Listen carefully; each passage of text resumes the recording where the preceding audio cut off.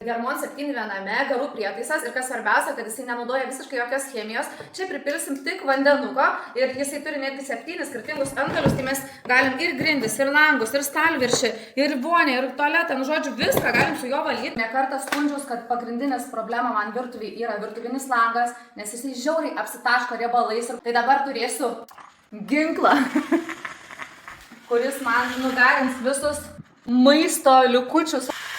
Pažiūrėk. Hopla, ir nebėra. Kadangi pas mum latutė visur kartu su mumis, tai labai svarbu man yra ir baldų valymas. Matėt, kaip šitą sofos dalį pradėjau valyti, o šitą palikau specialiai nevalytą, kad matytos skirtumas ir jisai matos ryškiai, kad šita dalis yra pašviesėjus. Dabar ruošiuosi grindų valymui, tai yra tokia papildoma, netgi iš tikrųjų 2 šluostės.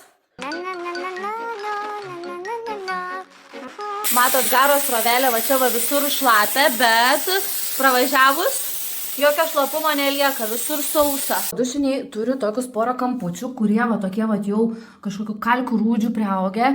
Garas eina ir išputė.